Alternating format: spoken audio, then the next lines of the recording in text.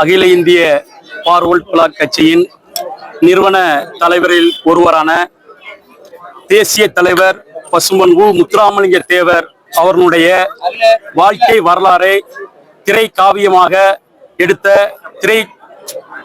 அந்த திரைப்படத்தை எடுத்த திரைப்படத்தினுடைய அனைத்து திரைப்பட குழுவுக்கும் அதை மக்கள் மத்தியில் கொண்டு போய் சென்று இன்னைக்கு இருக்கக்கூடிய சன்னதியர்களுக்கு அவர் உண்மையிலேயே வாழ்க்கையில் சித்தராக ஒரு தெய்வமாக ஒரு கடவுள் எப்படி இருப்பார்களோ ஒரு சித்தராக வாழ்ந்த வாழ்க்கையை இன்னைக்கு இருக்கக்கூடிய சன்னதியர்களுக்கு தெரியப்படுத்தின அந்த திரைப்படத்தினுடைய அனைத்து பொறுப்பாளர்களுக்கும் அகில இந்திய பார்வர்ட் பிளாக் கட்சி சார்பாக வாழ்த்துக்களையும் நன்றிகளையும் தெரிவித்துக் கொள்வதோடு தேசிய தலைவர்களினுடைய ஒருவரான தேவனுடைய வாழ்க்கை வரலாறை எப்படி இன்றைக்கு இருக்கக்கூடிய உலகத்துக்கு தெரிய காட்டினார்களோ அதே போன்று அனைத்து தேசிய தலைவர்களுடைய வாழ்க்கை வரலாறையும் சமுதாயத்துக்கு அப்பாற்பட்டு இன்னைக்கு இருக்கக்கூடிய மக்களுக்கு யார் இந்த நாட்டுக்கு சுதந்திரம் அடைவதற்காக இருக்கக்கூடிய தேசிய தலைவர்களுடைய எல்லாருடைய வாழ்க்கை வரலாறையும் திரை காவியமாக எடுத்து இன்னைக்கு இருக்கக்கூடிய சன்னதிக்கு காமிக்க வேண்டும் என்பதை திரைத்துறைக்கு நான் இதை வலியுறுத்துகிறேன்.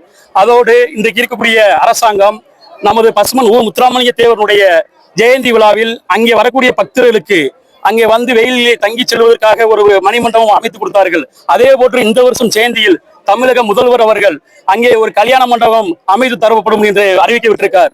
அதோடு கல்வி தந்தை மூக்கையா தேவனுடைய நினைவு ஜெயந்தி விழாவில் அவருடைய மணிவு மண்டபம் கட்டித்தரப்படும் என்று அறிவிக்கப்பட்டிருக்கார்கள்.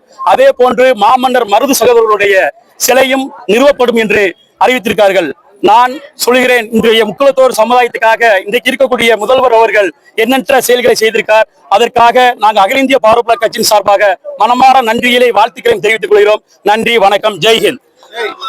திருப்பூர் தகவல்கள் மற்றும் செய்திகளை உடனுக்குடன் தெரிந்து கொள்ள திருப்பூர் டைம்ஸ் சப்ஸ்கிரைப் பண்ணுங்க.